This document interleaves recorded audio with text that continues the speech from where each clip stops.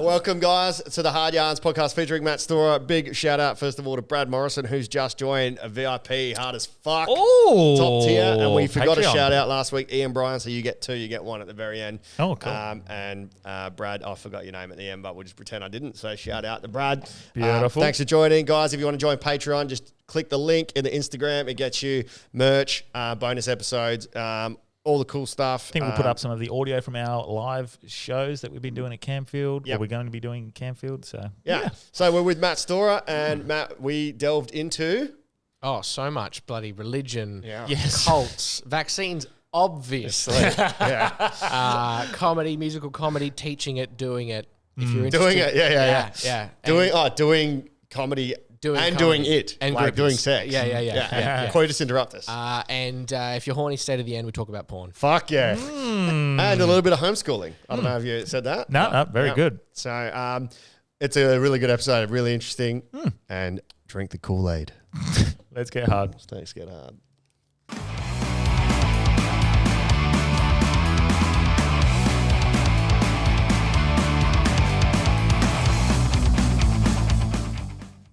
And we're live. So as we were saying, so are your headphones all good? Like, yeah. Mine were just a bit loud before. That's all. Yeah, I thought we. Jeez, you did a fucking Tony Stark on the camera text. You clicked and it fucking did the sound. Wow, it's a heavy camera. Wow, Thanos clap. Right That was the and half of all the cameras turn off. It's 30 seconds in and we've already had a Thanos reference, so I'm excited. Yeah. He said, it's like he manifested it. He goes, we're going to talk about multiverse.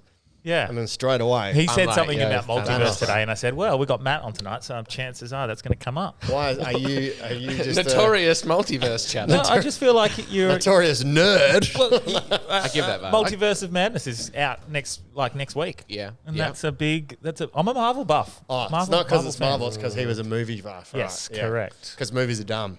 Movies are done. Well, that was Cameron's project. I was just there. But. Was it? What project? Just immediately put hands off. Yes, well, that was Cameron McLaren's. I co-hosted every single show, and I wrote with him. It was Cameron's podcast. He came up with Movies Are Dumb. Yeah. And I was on his first episode or second episode. We did Batman vs Superman. And then the podcast kind of died off, and then we just wanted the podcast to just be us two. Yeah. Just constantly, and then we made it a live show, and it was like pretty fun, but just so much work. Yeah. Every time we had to do it, it was like a full-time job to get together. But yeah, right. It's almost like the origin story of me and him. I came on the pod, but then we became successful. Not really. Yeah, semi-successful. The difference is success. We're the Batman and Robin. Well, there's no arguing in the difference in dynamic. Now it seems to flow a lot better, Delby. So I'll give you that. I'd love to watch it, man. I never got a chance to go see it. Because you guys did all games and you got clips and... Dude, it was so good. Yeah. That show actually, still 100% Have you got some in the bank? Like you could redo all the stuff for the show. Because they were basically just PowerPoint slides that we did on a cinema screen. That's so cool. So we'd make it'd all be based on a franchise. So we'd watch every movie in a franchise, write as many jokes as we could about it. Studying. It was a bit like that. Yeah.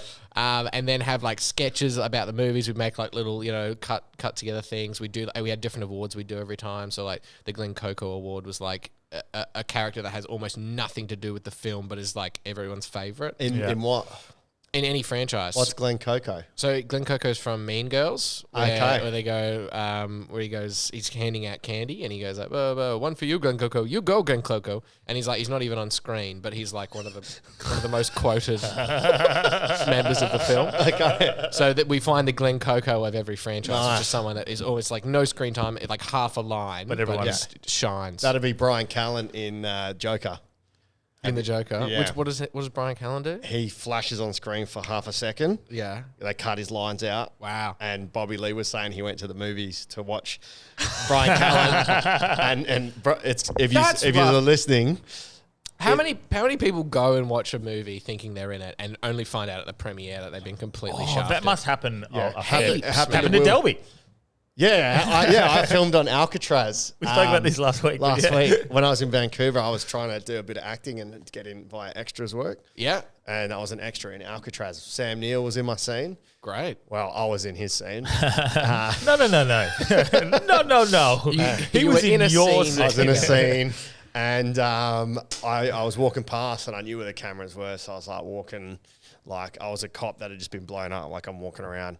And then when I watched it back, I was about a pixel. Right. So I was so unnecessary. All that Stanislavski, all that like method stuff. Legit. Everything I learned at uni. You were like waking up with like PTSD, like cop PTSD. Yeah. Like, finding my motive. Finding my want and my motive. And what did you want? What did you want to get out of that? Did you want to get into like just acting full stop or like? Yeah. So this is before I did stand up. Yeah. And would you still try to get in acting? Nah, because stand up scratches the itch that I was looking for with acting, which was getting the fame and adoration and look at me. Look at you go, man. Yeah. So I never did. And when I did stand up, I was like, I don't need to do 10 years of unpaid acting to get people to like me. Yeah. I'll just do 5 minutes of open mic and I'll scratch the itch. Yeah. So, okay. But would you still go into acting? Nah. Just didn't like the process? 6 hours of sitting around doing fuck all.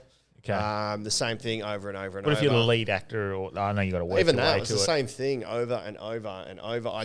I don't think it would be enjoyable unless it was. But isn't that what stand up is to a certain point? Nah, because I was going to say it's a lot of the same thing. But every crowd's different. You always can tweak your word lines and stuff. It's like doing the same lines in like a different scene with different actors. Always, yeah, and a different director. How crazy though! Like which is different movies. No, that's just Denzel Washington in every movie ever. That was just Hugh Grant in the 90s. But yeah, it's crazy that you've got the same set. And you could have done it 100 times, and on the 101st, a new tag will pop in your head. Oh, dude. Or a new way. That's my new thing. It's cool, eh? Is it? It's not as in like that's my new, but like because I'm doing so much of the music now, and that's becoming like my sole focus almost. Yeah. And we're loving that. But I'm still doing stand up at the same rate that I am. Yeah. But I'm getting tired of jokes. I want new jokes, but I don't have time to write them because I'm just writing music all the time. Yeah. So I just do like either reinvented versions of jokes that are so old people don't remember me doing. Yeah. Or like I just change up the middle of like a bit that I've been doing for a while. That's cool. It more gives you a exciting. similar rush, but like with a you know the safety net of you knowing the joke essentially. Yeah. I was feeling that the frigid line didn't hit as well.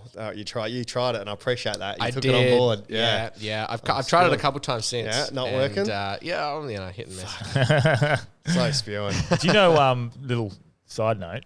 Matt, I know little Wayne, little Pump. Matt was the MC at Gong for my first ever Gong show.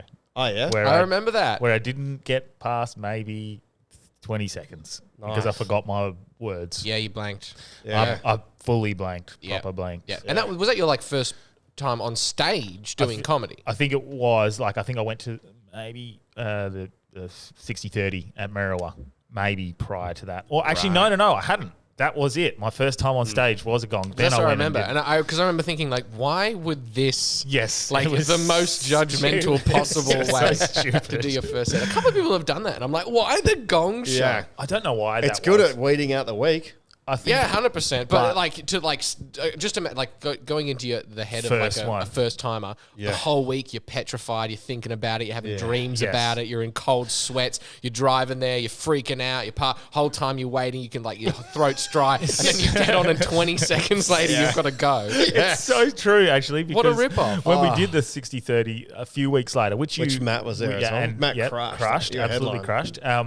I remember feeling so confident that it didn't matter how good I was doing. People still had to sit through my whole 5 minutes, no matter what. It made me feel so much more comfortable. What a luxury! When they can just go, you suck, fuck off, bang! Yeah. Like that is actually quite scary. Which is a good segue. I saw your diversity quota was hit today in your comedy school. So that's not; those people aren't all from the same class. That like spans like 5 years. Oh, because I've been doing it since like 2017. Right. So who's your most successful student? Actually, before we do that, before we do that, talk us about it, man. Because I love that you're teaching stand up. Because we went through Raw together, right? Yeah. And How long were you doing stand-up before Raw? Teach me. Doing stand-up, it's a hard... So I started writing like jokes when I was like 16. I was going to say, I imagine you'd be a high school joke like writer. Yeah, 100%. I saw Dimitri Martin on Rove, I was like, this is the best, and I want to do it. Dimitri's so good, man. He's the best. Like, just in terms of like pure joke writing, amazing. Just such a great mind. But I did like, when I was 17 and when I was 19, I did a show, like a special. Yeah. Inverted commas for those listening. Who for? The people at my church. So they were fundraisers because I figured this is the only way. I didn't know about literally, I thought the way the comedy scene worked was you just do this, and eventually like an executive watches and goes like, "You've got what it takes, kid. I'm going to take you far." Yeah. I didn't know like you do 5 minutes and then 10 minutes and then So a full hour or something. First show was an hour and a half. What the fuck? First show was an hour and a half. Shit. That's true because I did that at Fringe as well. Yeah. I did like 4 bits of 5, and then I was like, I'll do a Fringe show. Yeah, 50 minutes. Yeah, off I go. But for me, like it was ignorance. Like I didn't know how stupid that was to do. Yeah. Like, there was no one with experience to be like, bro, you don't want to do that. Man. So the way you guys are looking at people now is how people 5-6 years ago were looking at you guys going, you fucking idiots. Pretty much. But the good thing about that is because I did that, it like basically I had 2 hours of material that I just had to prune 5 minutes from for Raw. Yeah. And that was my first actual performance on the scene. Yeah, right. Was that your cricket lying down? Yeah. One. My homeschool joke, which I still do. Was from those specials. So sorry. Then now you teach comedy classes, which is awesome because I've actually hit you up for tips and advice when I was teaching comedy last year at some workshops. It did attract some different specimens, I can tell you that much. Yeah, for sure. Yeah. And I found it very difficult. It was really strange because people that weren't funny, like at all, were trying to do it. And like, there's nothing wrong with that. But it just, in my head, I'm like, how is this something that you've come to do? Dude. And there's... You know, I mean, it's the same thing with when we used to watch Australian Idol. There'd be people that, wait in line for hours, stand in front of like the professionals of the scene and sing horribly. Yeah. Because at some level they think, this can happen. Yeah. Or even do they think it's just something they love? So they're just going to try? Yeah, to be fair, not all the people doing the class are like, I want to get in the stand-up scene. That might be half or less than half. It's people that are like, either I do something else, like I'm a public speaker, I'm a motivational speaker, I do like workshops, and I want to be funny while I'm doing it. Okay. That's quite common. That's probably like 1 in 3. Yeah, okay. And then there's people that are just like, it's a bucket list thing. I'm bored, I want to challenge myself, this petrifies me, so I'm doing it. Wow. I found a few of them were like, I just want to learn how it works. They didn't realize they had to write any jokes. They just wanted me to talk about what it was like doing comedy. Yeah. That was quite a couple. And you covered my class for me and you had 0 students and made a pretty penny. So it was perfect. Remember the second class and no one showed up. Yeah. So that's all good. Good on you. Nikki did good on you. Your class, eh? Nikki, yep. So a while ago. Who else? Yeah, who else has gone through your school? Oh, dude, heaps. Ros Evans did my class. Marnus did my class. Josh Durkin did my class. What about the good comics? No. These guys are only brand new. So you're narrowing it down. Just fucking around. I love and people like. I know he goes up there and does one-liners and he reads them Durkin, but Durkin's got some belters. I fucking love them, man, because I love dark. I love the darkness. He's fearless too. Like he'll just doesn't give a fuck. He doesn't care if everyone hates it. He'll nosedive on purpose. It's a hell of a thing to behold. There's something to watch. I do like it's that. It's for us. It's not for them. Yeah, I wanted to do gong every week specifically for that to see the crowd go, get the fuck off. But so you're into that. How's that been going? Like, what have you enjoyed about it? Because it's 5 years of classes? Yeah, doing at least like a couple a year. It's been it's been really good. I've like it started because Sam Longley, who runs the Lazy Susan and the Big Hoo Ha, originally wrote the thing, and he was like, "Hey, can you just teach it?" But over the years, I've like kind of rotated his stuff out of my stuff in, so it's become less Sam's curriculum and more my curriculum. And I've learnt a lot from like writing, like because every time I'm teaching, I'll stumble upon a new thought that I'm like, oh, that's a really valuable idea. So sort of chuck that in. I've learnt a lot from doing it. It's also just really rewarding to see so many people on the scene. Yeah. Last night I did a gig where 10 of the 17 people that were on had done my course. That's good. So yeah, it feels like I'm, feeding the scene. Maybe Who's too awesome. much. Who's been the best so far? Because is anyone still around from 5 years ago? Because they all blend together, man. I can't even remember. Who's what do you think the average length is of an open mic? I reckon 2 years and they're out. 2 years and they're either gonna stick around a long time, or they'll just be for me, it's more like 1 year, I'd say. One and gone. Of people that are like, nah, I'm going to do this. And then either they get through that 1 year and then you see them, around regularly, or they're just gone. I'm in that category. You're gone? No more gongs? No, no. I'm not putting too much time and effort into it anymore. Yeah. I'm putting more of that time and effort into filmmaking and writing in that regard. Yeah. And I was telling Dalby, I still want to do it. And this podcast. And the podcast. But I want to do it, and I love the creative side of actually doing stand-up. But for me, it's just it's going to be a bit of a hobby on the side, something I can do with my friends, which means I will suck the majority of the time. But I'm quite fine to get spots. Yeah, on stage. But I'm quite fine with that. I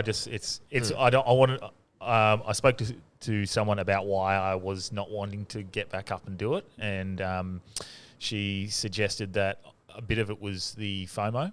It's like seeing all my friends do it. Yeah, and I want to get up and do it with them, even though I can't. So that was a big part of it. Yeah, It's like me with sex. Just watching all your friends. Yeah, they don't know. It's a crazy share house, man. But so I was gonna say it's weird. You find people dropping out. I don't think that many people coming through. There's not a lot of real massive standouts for me. Like I think Tarbo is probably one of the best newer crew. Yeah, that's for sure. Tarbo's recently really hit his stride. Yeah. Just did a weekend at the lounge with him and he was crashing. Yeah, so good. But like, if you're out there and you want to try stand up, do Matt's course because we need some good new talent that doesn't cost a lot to put on a lineup. I lay down. I think people get the wrong idea. Like they're like I don't know. People roast me as if I'm out there going like, I can teach you to be funny. Like I can't. That's like the first thing that comes out of my mouth. Yeah. I'm like, if you're not funny, I can't. Because I also, when I was a teenager, I'd teach drums. Yeah. And I'd feel bad because some parents would bring their kids in to teach drums week after week after week. No sense of rhythm. They just got nothing no I can do for them. Yeah. They're not going to make any progress. They can't clap on time. Yeah. They're not going to play drums. Yeah. And some people that do the class are a bit like that. They just don't have the instinct of how funny works, essentially. Yeah. Like at a certain point, it's like a sense of rhythm. Most people have it to some extent. Yeah. Some people just flat out do not. Yeah. So. I've worked out if they weren't funny, I just was like, tell me a story, a time where, and I'd just give them a topic on a story and I try work something out, or like tell me a story you share with people about a time that happened when you're on holiday, when you're camping, and then I try to get them to work backwards from that. But sometimes like there's nothing. There's a lot of strange people in the world, man. Yeah. And you're just like, oh yeah, no, that was good, but it's just missing a setup and a punchline. And constructive criticism when there's nothing funny is really good. I find the best litmus test for finding out if someone has the knack for writing material is the rule of three. Yeah. If you give them an exercise and you want to make them rule of three, it's like comedy math. Yeah. Like it's literally like 1, 2. That's it. Yeah. You create a pattern and then you spin the pattern. Like the drums almost. Like the drums, parody this. And just like that's a really good. Some people will just get it straight away. They understand, bang, bang, bang, churning them out. And some people will just say the same thing 3 times, and then think that's how the rule of 3 works. On the third one, people listening, maybe Matt explain rule of 3. So yeah, the rule of 3 is basically it comes from the concept that humans have a glitch in their brain where we like patterns of 3. Yeah. Even in non-humorous contexts like stop, drop, and roll, slip, stop, slap. Yeah. Things are catchy and they capture our imagination when they're in a pattern of 3. Yeah. But it also helps with humor, which is essentially expectation and surprise. All jokes are that in essence, because you can set up an expectation by creating a pattern with the first 2, and then the third one is a surprise because you break that pattern. Yeah. So that's essentially what the rule of 3 is when you're listing, I'm out at the club and I see this girl and this girl and this girl. And the third one's like a break from the pattern. Yeah, like a Bruce Jenner or something. Yeah, I guess so. Yeah. You could have taken that anywhere else. Just a break from the pattern. Yeah. So that was going to be a really good clip. I was going to put on socials, and then Delby's just gone and Bruce. Do you want to say it again? And I'll just change. Angry reaction. Don't kick me out of your class. I think that'll be a better that'll be a good clip because it'll get hate. Yeah, the hate is what hate is and blowing this up. And he reprimanded me, so it was good. Actually, I've got some hate. I got some hate for Matt. Right no now. way. Yes. Oh no, I bloody hate you. Yeah, I've got some hate. Your views. I got a bone to pick. You did a song saying everyone's got a podcast. Is that a song? It's true. And not only that, he's been on 3 podcasts in the last fucking 2 weeks. I literally think doing that song to plug his song subliminally made people go like, hey, we should get Matt in our podcast. Because you're right. Suddenly I'm on all these podcasts. Well, I've just got you on because we did teacher night, but also you've got your Perth Comedy Festival coming up. Yes. So, and also you haven't been on by yourself yet. No, I've been on someone's arm every time I've been on this podcast. So and it's nice. You've got an interesting backstory. I do have an interesting from what backstory. I hear. What? I haven't actually heard it yet. What's his backstory? So I've known Matt for a long time and I haven't delved into the origin stories. You haven't delved? Hey. Daniel Delvarello? Hadn't delved. So let's do it, man. I'm interested. Are you happy to share? Yeah. Sick. What do you want to know? Where were you touched? So you're homeschooled? So this is yesterday. Yeah. Yeah, homeschooled. So I come from a really evangelical family. So you think like Hillsong, that's the vibe. No masks. No masks, bro. Well, they have to because it's the law. But they hate it, bro. They're pretty much. You'd get along great with my family. But they can have completely on concerts that and not have them. Oh, yeah. Yeah.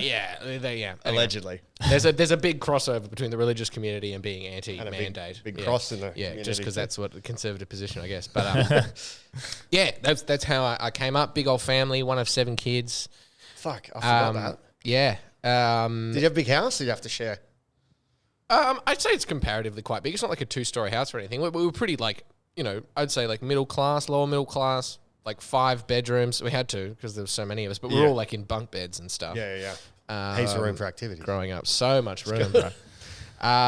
But homeschooled in primary school, then went to like a Baptist high school. Can we just not gloss over that for a second? Why? Because it's very interesting. Oh, you want to dive into the trauma? Yeah, because when we're doing teacher night, I was like, oh, fuck, Matt, we actually homeschooled or is it just a joke? Yeah. He's like, no, I was actually homeschooled. Yeah, right. Until high school. Yeah, legit. So which I don't think my parents thought through what kind of trial by fire that would be, man. Because the way my mum thinks about it, because she's like, I'm like, I wasn't socialized as a kid. Like, I was such a weirdo. And my mum's defense is like, no, we had like homeschool like meetups. Yeah, that's with your brothers and sisters. No, well, it's the blind leading the blind. It's a bunch of kids that don't get socialized properly with a bunch of kids that don't get socialized properly. It reminds me of The Simpsons when Bart gets put in the class. Yeah. Yeah, 100%. It's just blunt knives rubbing up against each other. So we learned nothing from each other, man. So they had homeschool meetups, yeah, where you do school carnivals and running and literally just like a picnic. Yeah, like there'd just be a bunch of with your parents, though. Yeah, well, my mum, Yeah, because it's not normal to socialise around kids when your parents are there as well. Yeah, so that's another aspect. So it's not the same. It's not the same as actually having to like negotiate being, cool and have social interactions with your peers. Yeah. Yeah, so because how would you get friends? Like, where would the friends come from? Just family friends? Well, because I was in the church community, right? And I'm a pastor's kid, so that I was there all the time. So all of my friends would have come from church. But they were all going to school. Because your dad was the pastor? I was not the cool kid, man. But to the church kids, are they like, oh, his dad's the pastor? Oh, I suppose. For the kids that gave a shit. Yeah. Yeah. But no, I did not feel that vibe walking around. I didn't feel like a prince or anything. And you made it awesome, because I was just genuinely intrigued at how you learned things. If mum doesn't know or dad or whoever's teaching you, and you just said you had to teach yourself. Oh, dude, that's the one big thing. Like, I would never homeschool my own kids. Yeah. But that's like the one big 2 thumbs up I give to homeschool is how as a kid the whole time I was in charge of my own education. taught myself everything. I was in charge of my own schedules. I could sleep in if I wanted, as long as I got my work done in by the end of the day. You're like a reverse DCP kid. I don't know what DCP is. Department of Childhood Protection. Oh. So like the kids that are in so. charge of their own life and their own schedule, but they don't give a fuck because they are just, they don't have someone that loves them at home watching, making sure. So you're like the best version of that. Yeah, pretty much. Yeah. I wasn't out on the streets. Department of Church Protection. Pretty much. Going to school was pretty, So if you couldn't understand the concept, even when we were younger, YouTube wasn't there to explain it. Are you going to Encyclopedia Britannica? Are you going to Mum? Do they find an expert? Do you get sent to a tutor? The National Geographic, the little books, the folders. Do you remember you get the folders and you put the animals in there? Yeah. I don't know. I guess. Branch, you didn't pass year 2. Shout outs to the curriculum. I did this thing called the ACE curriculum, which is like a Christian, I forgot about fucking ACE. Well, it's ACE. It's like an acronym for something. But as American Christian Education or something. Oh, wow, yeah. And they have comic strips in them, but they're all characters of kids going to school, and they'd learn like Christian lessons as they're at school. Yeah. And as you get like old, I never got to do the high school books, but the high school books are about don't look at the women like that. And my ones were all like, don't fight your friends. So it was a whole thing. I honestly don't remember that often being like, I don't like my thing, the stuff I couldn't understand. My mum, because that would kick in by the time you get to high school. You're not learning about adverbs anymore. You're learning calculus. Yeah. So I had teachers by then. Yeah. So it was mostly. And your brother and sisters helped you? Were they all homeschooled as well, or just you? Yeah, so interesting social experiment. So my family is 7 kids. The first set of 3, it's almost like a first set of 3, a break, a second set of 3, and then my little sister. We don't talk about her. So the first set of 3 went to actual school in primary school, and then were homeschooled in high school. Wow. That was when my mum figured out she wanted to homeschool. So when the next set of 3 were born, we were homeschooled until Mum decided that we were weirdos, and we went to high school. So the other way around. What did your older 3 turn out like? Were they like cool, or are they like full sheltered? Are they religious? Are they like? Oh, they're all religious. Everyone in my family is religious except me. Yeah. So I'm the black sheep in that regard. But Did they have a comic for you? They like, this is the flock. This is Matt. Leaving the flock. Oh, definitely. I was the bad kid in the comics.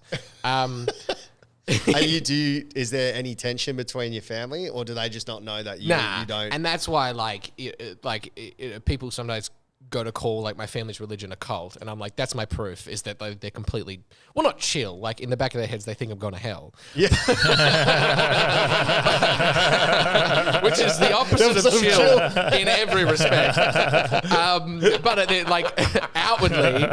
outwardly it's not an issue. Like they're not trying to, it's actually like an interesting, like when you they're know not like leaving a cross on your bed. No. A Bible or under your pillow. Sprinkling me with water. And Yeah. Evangelicals don't do the water thing, by the way. It's kind of an interesting thing because in one head, like in one side, I wouldn't want them to do that. I wouldn't want them to constantly be trying to evangelize me and bring me back and say, but on the other end, I'm like, if you guys really believe that if I die, I go to it like indescribable torture forever, why are you not doing anything about this? Like, do you not give a shit? Surely they believe that there's the divine plan. Is that everything happens for a reason? Well, they'd believe that a certain kind of like God is in control. Yeah. So maybe maybe there's like I'd assume like a prodigal son narrative in their head where I'm going away, and the one thing that's cool. You're like Jesus. There's like disappearing for 30. But he was still on side while he was disappearing. Because you know how they don't write about him. He was still preaching the word. Oh, was he? I thought he just disappeared. And he didn't go on spring break. That's why I thought they didn't write about that 30 years until he was 30. Nah, he was because they wrote about him as a kid, and then there's a gap. Yeah, there's a gap where he's just doing carpentry, and then when he's 30, it kicks in. Yeah, and then his wife Mary mandolin. Oh no, not wife. Not wife. His mum's Mary. Yeah, we don't know, man. No, Mary's his mum. Code would suggest Mary's his mum. Oh, not his wife. Yeah, there is a Mary Magdalene who apparently. She was the hooker. Yes. Allegedly. It's not canon to use that word. Yes. That they actually hooked up in any way, but that's like a sort of conspiracy theory that he actually did have a wife. And the conspiracy is they labelled her a hooker that she wasn't a hooker. She was just his wife. She just had sex for money. They didn't want to devalue the face of it all. Interesting. So I love a conspiracy. Yeah, they think you're just off the path. Yeah. I'd say that would be something that they might comfort themselves with. How did you have the talk? You know, most kids, if they talk, Dude, it's because they're gay or something. I did not get to choose to have the talk. So what do you mean? Coinciding with me leaving the church was me ending a relationship with my like long-term Christian girlfriend for different reasons, but they happened at the same time. Mm-hmm. And she scorched earth me. She went to my brother's girlfriend and told, because I confided in her, this was, I've got some doubts. Yeah. About God. Yeah. How does that conversation begin? And how did you create that thought? I don't know, man. How did you get that thought? Do you think it was influenced by society, or was it something you discovered on your own? It was baby steps. So it was baby steps at first, and then all at once. So first it was me, because I was like full fundamental Christian until I was like 18, 19. So I was like 7-day creation. Every word of the Bible is literally true as it's described. All that stuff. Yeah. Yep. So little things like the theory of evolution kind of makes sense, which is an obstacle. Okay, maybe like the Bible's a little bit allegorical. Maybe some like it's still true, but maybe it's like it's telling stories with the truth behind them. Like stand up. Yeah, basically. Yeah. And so I'd slowly sort of creeping that way, and then other disillusionments like I don't know, in church it might not be that way now, but definitely growing up there's this sort of narrative that people outside the church are deeply unhappy. There's like a hole in their lives and they're trying to fill it with like drugs. Drinking or drugs or sex or whatever, but it's just Jesus. If they just had stand up, all the classic vices. If they just feel so, like actually going to uni and meeting people and having proper deep relationships with non-Christians and being like, oh, you're just as whole or fucked up as the Christian people I know. That's strange. That's quite jarring. Yeah. Because it goes against everything you've been taught, and then you see these people that are like happy, they like their job, they're nice to you. Believe in dinosaurs. They're respectful. Yeah. All people 65 are like, million years ago. People are like searching into some aspect. We're all searching all the time. That's just the human condition. And Google. Yeah. Yeah. Totally. Yeah. But like there was a like a train hit me moment when I was in my car. I literally remember this, driving to uni, and there was a musician on the radio and he was talking about, they asked him like, there's lots of Jesus references in your songs. Are you religious? And he was like, oh no. Was it Train? Drops of Jupiter? Yeah. Yeah. He's just a small town boy. And he was saying like, oh, no, I'm not religious at all, but I grew up religious, so all this is in my head. I was basically, it's kind of like being hypnotized, raised religious. And for some reason, that moment, it proper sunk in that I'd never made a conscious decision to believe in any of it. Yeah, you were. That I literally were born, and it was like, here's the way everything is. And I was like, okay. And that was my whole life until then. So it actually all came, that was the moment that it literally all came crashing down. And Did I was you like, feel did you have to pull over? Well, I was almost at uni, so I parked. Was that a moment where you like get hot flushes and you're like 100%, like what the fuck and everything? I remember literally getting out of my car, leaning on it, and going and saying verbally "holy shit" out loud to myself. And then were you like, no, that's okay? I can say holy shit. Did you feel some sort of anger in that way? Like, I never got a choice. Nah, I don't think, because I fully understand that my parents 100% believe in that. Yeah, cool. And they do think they were saving me from eternal damnation and that there was no, manipulation. And if I believe that 100%, I would teach my kids that. Yeah. So, I can't blame them at all. Because I mean, I definitely don't prescribe to this whole idea of a man sitting on a throne with a white beard casting judgment on That's everyone. Santa. Yeah, I don't have that. Naughty listeners. I don't have that idea. To be fair, most evangelical Christians would immediately rebuke that idea as well. But they would as well. Well, they would. That's an oversimplification. They would say God is not a man. He's he's a being. It depends how advanced their I like to theology picture is. my God on roller skates. And he doesn't judge. He's love personified. Yeah. Of course, we can make arguments against. And they just say he for God, but not the masculine sense, right? Or do they think it's a masculine energy? I'd say there's different schools of thought. Most Christians, I think, who are theologically studied, would say like that God doesn't have a gender. He has no need of a gender. But he's still referred to as Father God and blah blah blah. It's more like a masculine image because religion is quite religion and Christianity is a little patriarchal, and it's still the idea that the man is the head of the family and that sort of thing. Yeah. So God is masculine in that sense. Yeah. Because he's in charge. Because I believe in God. I don't know if I've ever said that on the podcast. Wow! But when I say God, I mean as in God, for lack of a better word, like the I guess the universe, the source energy, whatever. The something that creates everything, consciousness. Yeah, I believe in that. Fair enough. But not like a one being that sort of judges. I think there's a source energy and there's some sort of greater power, but not a judgmental God that exactly. Now for that, and when you were talking about like turning stories to have a hidden meaning and stuff like that, I get that, and I still do believe that's probably what 100% what the Bible is, regardless. And it can still be valuable in that sense, even to a secular person. And some of these stories may be just translated loosely and differently, and like what's the giant one? David and Goliath. David and Goliath. I'm sure it wasn't a fucking. I think that's about Brent Harvey and Aaron Sandler. Giant, but you know what I mean. That's one of the least outrageous. It's just giant dude fights small dude, small dude wins. Yeah, so exactly. But do you know what I mean? Those they're just sort of escalated and that's sure. UFC original. Like any tales, there's probably a grain of truth in a bunch of them. Like there probably was a great flood at some point. Well, it seems that every fucking religion seems to have this point, and it lines up pretty similar that there was a great flood. So there must have been some sort of great flood. But also, like, if you only lived in one certain part of the world and you didn't know there was any other parts of the world and it flooded, which is the world's flooded. Yeah, that's true. 100%. But if you just live on Madagascar, you're like, everything's flooded, man. That is very true. But the fact that these 5, 6, 7 religions that had different places in the world, a lot of religions do match up. Yeah, they match up for a certain time period. So that's interesting. And again, like whether or not you're fucking collecting all the animals and putting them all on one big boat. Yeah. I'm not 100%. I'd be more inclined to believe. I couldn't even catch my dog off the leash. For that, I would actually believe more. I would definitely believe more. I still don't think this is true, but I would believe more that there was aliens had a ship and they were collecting all the animals so they could repopulate. Just the earth. hovered above. That for me seems more plausible than a guy building an ark. Yeah, a ship that was so big that I think like even the biggest ship that's ever been built out of wood, it was in like the 1800s, was a fraction of the size of how the Ark is described, and immediately fell apart.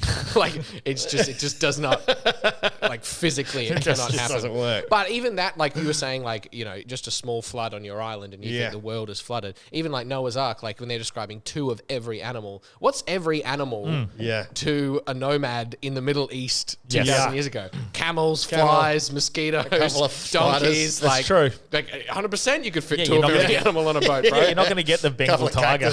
Yeah, that's right. Yeah. With historical context, they're not as outrageous as they seem now. But he could have just been like collecting the villagers' pets. Like, hey man, don't worry, I got Fluffy. Like, we're good. 100%. I got your goat. Like, we're all sweet. Yeah. Was there any direct conflict that you found where the Bible contradicted itself, where it said one thing, but then later on it said another, and they were in direct opposition, or was it all smooth? Because I haven't read the Bible, and it's not something I really plan on doing, but I feel like I should, just so I can. There's plenty of like examples of that you could whip out, but not in my personal journey of coming out of religion. There wasn't anything like that was motivating for me. It was more seeing the ideology represented in the Bible and Christianity clash with what I was experiencing in the real world. Like something, because evangelicals are big on the supernatural, right? So, faith is, speaking in tongues, faith healing, prophecy, all of that. Not ghosts there and for shit. that. Just one Holy Ghost and none others. Oh, yeah, the Holy Ghost. Yeah, but no, like, supernatural, like there's ghosts and medium. There would be no. I don't think like we're like we're not evoking spirits and stuff. But if an evangelical was to tell a story about because they believe you die and go to heaven, right? So they still exist, and feasibly you might have a communication with, and no one would say that's bullshit. Yeah. And the evangelicals are the ones that are on TV preaching hard, eh? Yeah, our brothers and sisters. Yeah, pretty much. Okay. There's a few like different schools within that. There's like Baptists and Pentecostals and all that. But yeah, pretty much. The tongue thing, I don't doubt that people think that something's happening, but I just think they're overwhelmed with whatever's going on, and they're like, I love you, Jesus. Oh, dude, you can do it any time. I can still speak in tongues right now. Yeah. So it's half the woke culture is fucking speaking in tongues to me. I don't know what's going on. Yeah, right. So from there, you go to high school and you are you in your Jesus sandals? And everyone's like, God boy, God 100%. boy. Socks and sandals kind of kid. Fuck. Yeah. But it was a back to school, so most of my classmates were Christian to some degree. Ah, yeah. To their parents' money degree. Yeah, pretty much. There were like like a handful of kids in our class that would like smoke durries behind the shed sort of thing. Yeah. But that never. There was like one fight.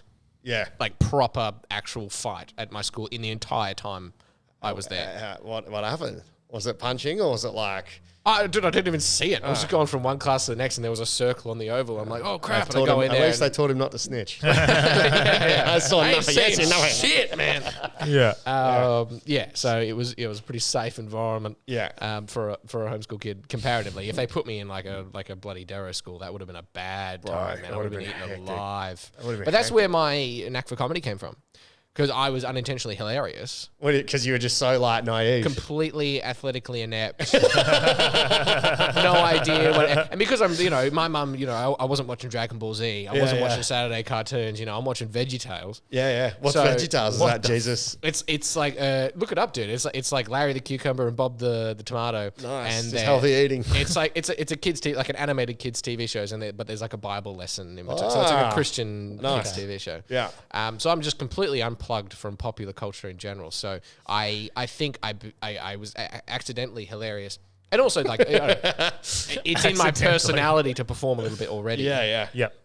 So those two things came together. I'm like, I'm just going to do this on purpose. Yeah. I'm just going to be a clown, totally embrace it, laugh at myself so that you can't laugh at me first. Yeah. And I think that's how I got into comedy, basically. Yeah, sick. That's great. And was your show based, A Cult for You, was that based off... Was that your show? Yeah. Yeah. 100%. Based off your church or just something completely different? Because that was like, I think because of my experience with religion, I'm fascinated by belief systems. It's one of my favorite things to talk about. Beliefs, belief systems, why people believe things. Yeah. So I went on a massive cult kick. I watched every cult documentary in existence. What do you think they have in common? Cults? Generally, like just in general, generally a male leader starts out really euphoric, so it's actually legitimately a fucking great time for like a year or so, and it grows and it grows and it grows to the point that at some point the leader gets it in his head that he has power and he can do whatever he wants, and he'll sort of baby step people into some pretty fucked up stuff. Inevitably, he's going to sexually abuse people in the cult. Like it's like they follow a goddamn script. To that extent, the 10 Commandments. But there's 10 goddamns. 100%. 100%. And then things start to fall apart. People start to realize it's fucked up and start to fray away. The control gets more and more intense until the whole thing snaps. What's your favorite? My favorite? This is my favorite cult story, right? So there's this, I think it's from a documentary called The End of the World Cult. Okay. And there's this guy, he calls himself Michael. He reckons he's like Jesus reincarnate, basically. And he has this little estate out in the middle of nowhere where he's got this like whole like, Mormon-looking thing, like they're all wearing bonnets and dresses, and they're all like, they believe that he is going to take them to the promised land type of thing. Only they're going to go to heaven. Yeah. Anyway, one day he comes under the power of the God, like God smacks him, and so he's on the ground, he can't move, and God tells him, this is him telling the story. Yeah. You have to consummate with your son's wife. You have to do it. And he says, no, God, no. I don't want to do it. That's awful. That's what God did to Joseph. That's disgusting. What? What do you mean? God fucked Joseph's wife. Oh, you mean yeah. There's two Josephs. I was like, who's the other Joseph? No. That was what God didn't even tell Joseph about. That. Yeah, that's the worst. He fucked Joseph's wife. Yeah, God told himself. Like, hey, by the way, because Joseph's the son. Like everyone's God's children. The first cuck. Yeah. So he's like, no, I don't want to fuck my son's wife. He's like, I don't want to fuck my son's wife, and God's like, no, you have to do it. And he's like, oh, okay, I'll obey. So he tells his son and her wife this, and she's like, well, if God says, I also feel, blah, blah, blah. And as he's telling the story, the camera pans over and his son is leaning against a doorframe, not with his hands, with his forehead, like trying to hold it together. Because he didn't just say like, hey, now we're both fucking this chick. Yeah. She's my wife now. And he already had a wife. Oh my God. So this guy now has 2 wives, one of whom is his son's wife. And the dude's just alone now. Oh my God. It was just it's just an incredible example of just how people's brains can just get in this cage and they just allow the most insane stuff to happen. This is my wife. This is my son's wife. Well, some of those cults, they do the suicide. The UFO cult did that. What's the drink? The red cordial? Jonestown. The Kool-Aid. Drink the Kool-Aid, that's crazy, man. The Kool-Aid one is just someone did it? nuts. Yeah, so explain the Kool-Aid one. So Jonestown, basically it started off kind of interesting. He was this white preacher who got into the Black Baptist scene. So he was like preaching at a Black Baptist church because it's quite segregated, white Baptist and Black Baptist, like there's different kind of styles going on. Yeah. But he was really popular in like the Black Baptist scene in like it was the like 70s. Eminem of the 70s. Pretty much, yeah. Knees weak, all that. And that grew and grew and grew to the point that he started to have this massive following, massive audience, blah, blah, blah, blah, blah. Basically, in the end, it got so big, it became this organization. He was like, hey, let's buy some land out in some South American country. I want to say Guatemala. Okay. And that became Jonestown because he's so-and-so Jones. Yeah. So, he still had thousands of followers in America, but he was slowly shipping them over to South America where things just became fucked. Like he started psychological abuse. Like, he'd be over the loudspeakers in the middle of the night, wake up, blah, blah, blah, blah, blah. Like all this kind of stuff that you do when you're brainwashing people. Yeah. That's like the reverse of how America was started. He was sending people back to Africa. South America, sorry. But yeah, they were literally making things go down south. Why was he screaming? What was his logic? Or was he just losing his shit? Just the same thing that happens to all these dudes, man. Wow. They just go power tripping. And it's important to understand they're drinking their own Kool-Aid here. They genuinely, like, I think a lot of people see these people, even like, evangelical faith healers, and like they're hucksters, they're tricksters, they know that they're full of shit. Yeah. They don't, man. Nah. They 100% believe that they're doing this too. They're also tricking themselves. So he's on that power trip. Eventually things start to get across the American government, like, he's actually abusing people over here. So a politician comes over to check things out. It's all fine. Everyone's smiling. Very North Korea. It's all good. Someone slips him a note. It says, things are fucked.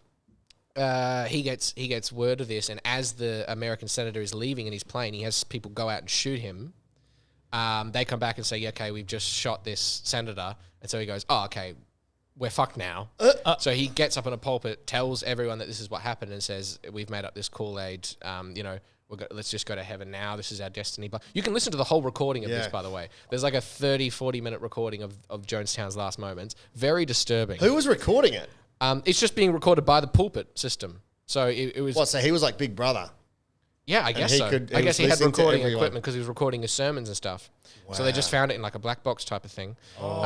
So yeah, they just... And again, just insane. Like parents feeding their children poison first. Much like the jab. I knew you'd bring it up. And the crazy thing is, after everyone poisoned himself, he went and shot himself. So he took a different way out.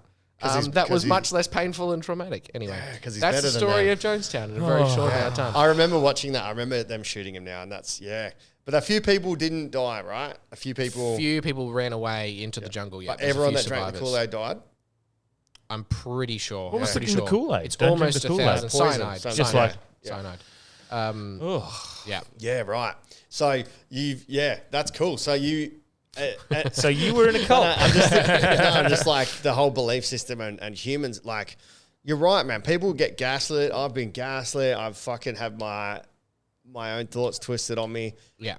And even the most intelligent people, like the Tinder swindler and Bad Vegan, I think. Oh, totally. Did you watch Bad Vegan yet? Yeah, I have. What do you reckon? I literally just finished watching that. Fuck, man. It's the same thing you watch from the cult where you're like, you seem like a reasonably intelligent person. How the hell? But again, you once you watch enough of these, you realize like there is something in our brains that just like there's a trap door, and if we let ourselves go there, like we can be completely manipulated into the most crazy, stupid shit. Yeah. What's the UFO cult? I think that's this podcast. The UFO cult was really, oh man. I think I know this one off. Yeah. Oh, you go. It was a guy and his wife, and they basically believed that there was a UFO that was going to come to Earth and collect everyone and take them to another planet, which was, a heaven substitute. Scientology? I think Scientology kind of is close to this, but this is a whole different deal. That's the thing, like with Scientology. But I think the first 3 or 4 levels of Scientology are pretty... making you a better person. Yeah, it's like really good. Lots of benefits. I think up until like 6. But you know what it is? First 5, 6 steps are like really good. What I think is happening here a lot is sunken loss fallacy. So say you're invested in Scientology, you go through the first 3 or 4 layers. By the time you get to layer 5, and even in the Scientology, people start saying they reveal something, you're like, whoa, that's fucking nuts. This is different. Yeah. But by then, how many years have you invested? Yeah. All your friends are Scientologists. Yeah. You've like cut all ties. You're now volunteering all your time. You don't have a job anymore. You rely on them financially. So this is, I think what happens to a lot of people is, when shit gets crazy 3 years in, you've now spent 3 years in this cult. Like you're way more likely to talk yourself around. It's like a relationship. I do that 100%. 100%. I do that with anything. I was at a hairdresser's the other day. I was waiting for so long. It's like I've waited 45 minutes. Yeah. I can't leave now because then I've just wasted 45 minutes waiting. Yeah. Even though I knew it was going to have to wait another half an hour. Yeah. And so you could get yourself half an hour right now. Completely a different scale of things, but the same process. Same process, and you thought like I don't want to make everything behind me a waste. Yes. Yeah. Even though I'm going to waste a whole bunch ahead of me if I keep going. Do you think that happens a lot in life with everything? Yeah, always. Oh, as you said, relationships is another great example. Yeah. People in dead end relationships, 5-6 years, they know it's bullshit, it's awful. But if we break up, I've wasted the last 5 or 6 years of my life. Yeah. Which is even more terrible. So they just stay. That hits very close to home. They call that cognitive dissonance? Or is that just like sunken loss fallacy? Yeah. It's called sunken loss fallacy. Cognitive dissonance is where it's you know something's.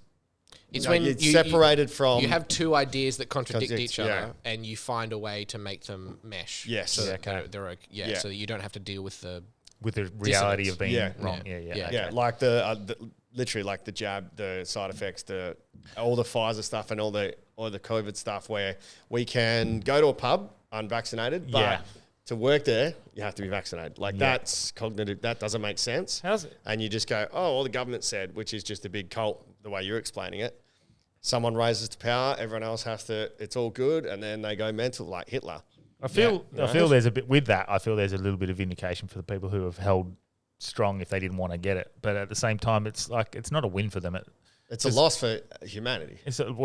Even for them, if they consider it like, I do like watching Corey White post his thing, like he's like the deep throat, the humble pie at the moment is his thing that he's posting. But some of the way he frames things, he's got away with words. But it's a loss still, because I mean, even right now, it's when does it finish? Friday midnight. Still, right now, people have to wear a mask. They're still doing as they're told, even though like there's no difference between Friday and Wednesday. 2 days. So there's still, it's everything. The people who have held strong are literally doing it almost to rebel. Yeah. And they're still. Well, you're not trying to. They're still doing what they're told. I'm told now interviewing you. I'm about to because I'm not quite on this train. Yeah. For you guys, like now that the mandates are lifting, as an aside, I find it kind of interesting because the anti-mandate people are like cheering this and being like, oh, you look embarrassing now. And it's like, I'm pretty sure we all knew that they would lift at some point. That was kind of the point. I don't know if they would. I wasn't confident that they would lift at some point. Yeah, well, that's like, I always knew that this is the way it would go, is that everyone who's following the mandates is trusting that they would lift at some point. But when they lift, the anti-mandate crowd will either... will claim that it was their protests that made them happen, even though that they were inevitably going to happen. No, it anyway, wasn't. Now that the mandates have lifted, do you think the loss that you're describing is the precedent that's been set? So even though now we're not going to check vaccine passports and we're not going to have masks and we're not going to have any of these capacities enforced by the government, what's the loss going forward for you? Is that we know that society will just do what they said. Do what they say. We're still mandated to get something that wasn't safe, and I don't think safe. Even though, I mean, maybe it is safe. It's largely safe. Maybe 99% of the population. But that's the same with COVID. Largely safe. Yeah. So I just don't like what's happened over something that, like COVID. If it was fucking like a zombie outbreak where it's so damn clear that you get COVID and you fucking die, or you're a zombie, bang. Yes. Over something that when there's 20% asymptomatic, like the what's it called? The waiting didn't feel right. Yeah, okay. Like we're mandating this waiting over a virus that is, for the most part, not deadly, not going to do as much damage. Maybe at the very start, I think everybody was worried because of it. But then over time, it was like they didn't want to admit they were wrong, and they just doubled down. I see even I'm on that with that. Yeah. There was a point. It was very frustrating. About like start of this year, end of last year, where I my official opinion on it was what's happening now is everyone's just doubling down on whatever they thought. Yeah. So the politicians who were like, let it run, are still just going, let it run. I don't care what's happening to the hospital system. The politicians who were like, locked down are like, no, we're going to stay locked down. Everyone's just saving their own face. It's frustrating because you should be able to go, hey, we've never experienced this before. Well, we're doing what we thought was right. Yeah. Let's reassess. But no one was reassessing in the right amount of time. Well, not even WA has seen what's happened. Well, not even the Yet Liberals. we still went through the fucking process that has been proved, that's already been ditched and thrown out. The West Australian Liberals couldn't even get the. They wanted to see the science behind the decisions being made by McGowan. Weren't allowed to. Well, he couldn't even get them That's released. disgusting. So there is a bit the lack of transparency. It probably, I just don't feel like it makes it worse. Yeah. But like for me, it's not it's more so just like look at someone like a Corey White, for example, who's openly, I'm not vaccinated, I'm not doing this. The jobs that he lost, the work that he's lost, the relationships that would have been, and this is just one person. I'm using him as an example, but this is broadly across a lot of people. That's never going to be addressed.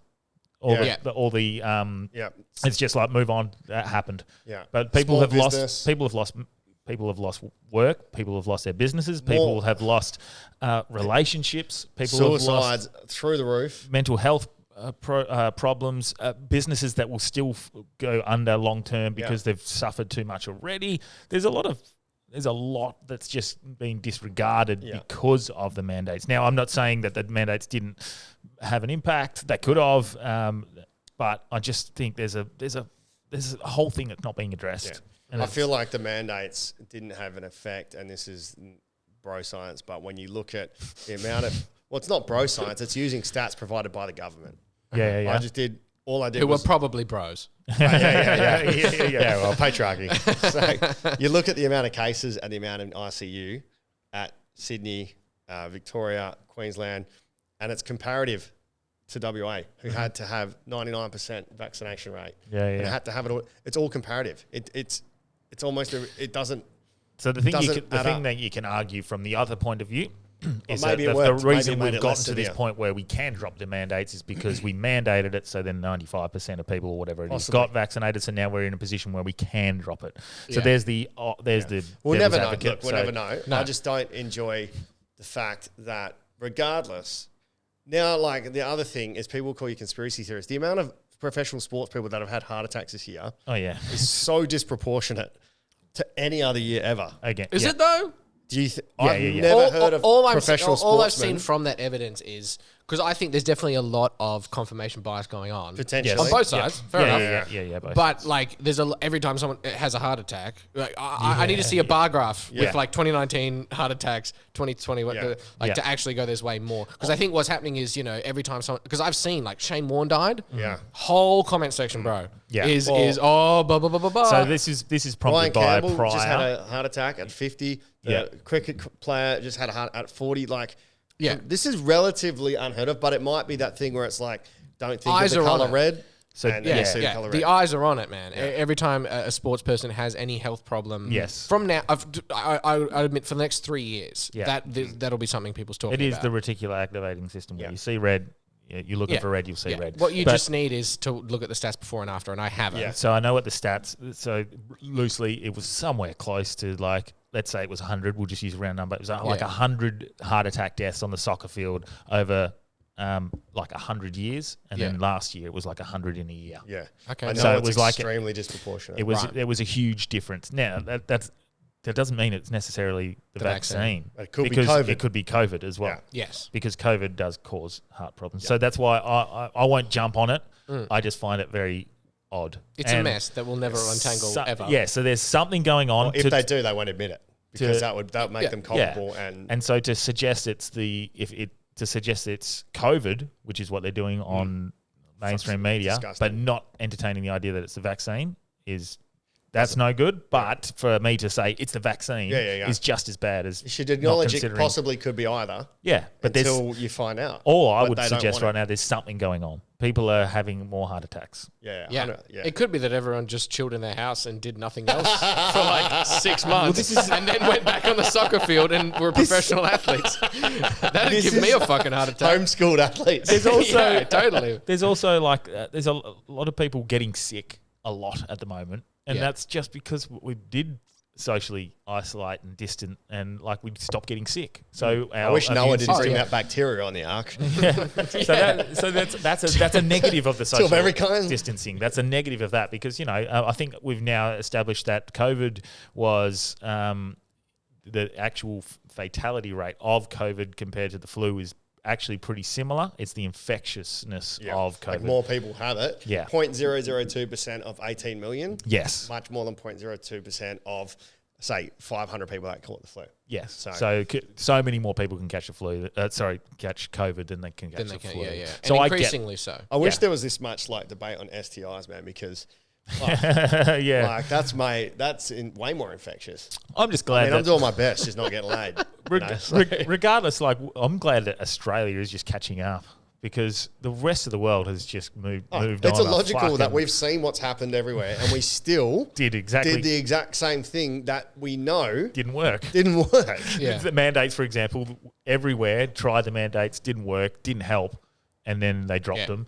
It's been interesting to see it happen where everyone's fuck it line. And that's that. Where they're just like, fuck it. Like, we literally can't, you can't do this anymore. And that's like that almost, the cognitive dissonance, and where in a cult you just do what you say. Everyone, but we didn't do what we say. Everyone had their jobs threatened and their income threatened, which is horrendous. And what I think is going to be the result of that, I would not be surprised if Craig Kelly gets voted in by a landslide margin. In whatever. Oh, like a Donald Trump style. Like they've got they feel so disillusioned with I think the independents will do a lot better this election than they did last election. I think there's a majority of people that are your average middle class people that go with the flow. Yep. And they won't share in public because they feel shamed. Yeah. That they have an opinion. The silent majority, mate. You just say the buzzwords. That's what you're talking about. I didn't know what the word was. You didn't? Oh, wow. Silent majority. He's not a QAnoner. Yeah. So I think that is going to be a landslide in whichever direction it is. And we're going to get a politician on because I don't know enough. Yeah, I'm going to try and get Pete. I'd love to get someone, even just to explain how fucking, I just remember the lower legislative house or assembly and upper, and how bills get passed very briefly from high school. Yeah. From that cartoon that you watch? No, that's the religious one. What's that one? It's not VeggieTales. It's funny because that's exactly what I thought of when you were talking about VeggieTales. Was how does a diploma?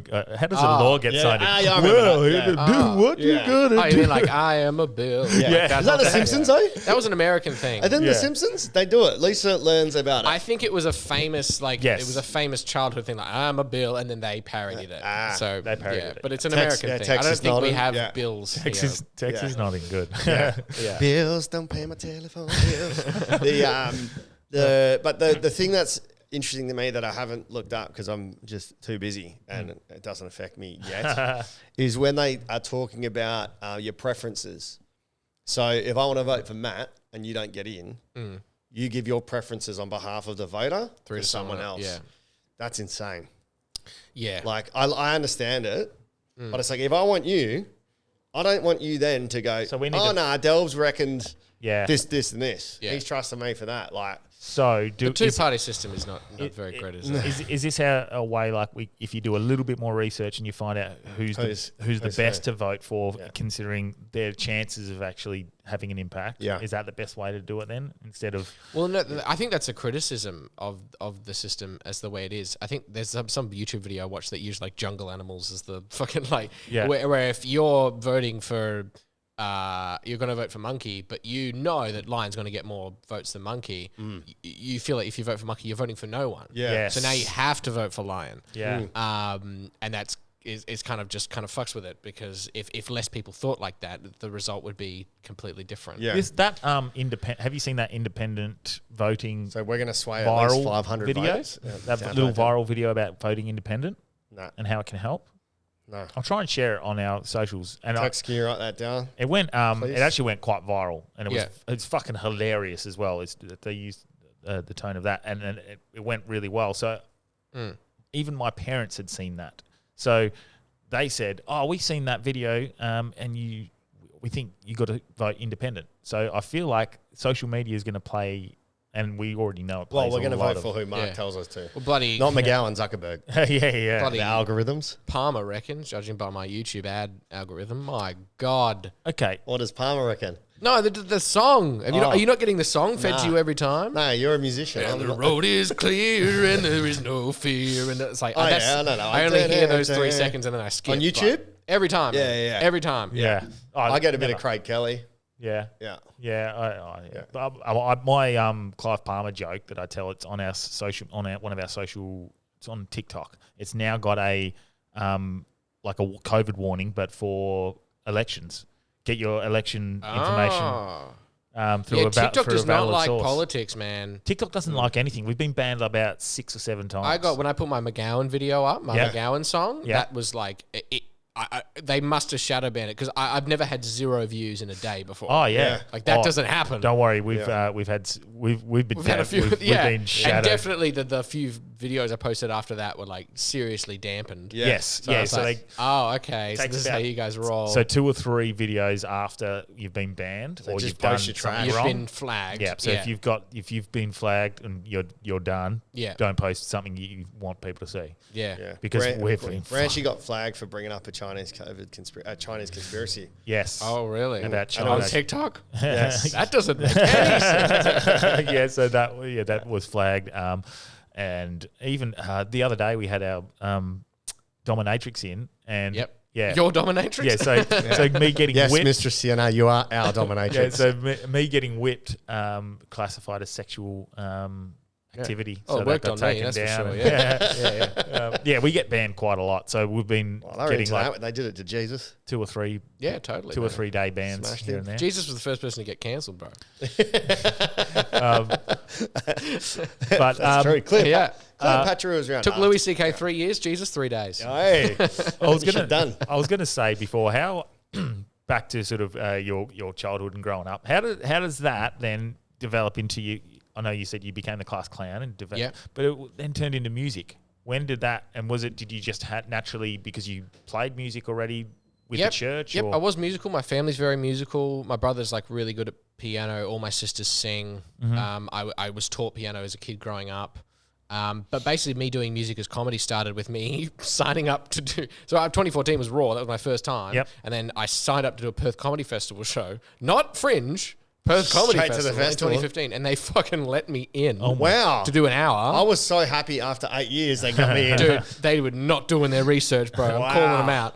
What was your first I show? actually freaked out. It's called Everybody Wants a Slice. I think I remember that. Yeah. Posters like me and there's like pizza flying around. Yeah. And I just went, fuck. I've got like 30 good minutes, if that. Yeah. So I figured if I write, I'm just going to churn out something. That's the easiest way for me to get like 5-minute blocks of content out of the show. So I ended up doing three songs. That became like my thing. Every time I did a show, I never did them while I was doing sets. Yeah. I would just do 3 songs every I hate to call them specials when they're not but what else do you call them? Shows, specials. Solos. Yeah, that's it.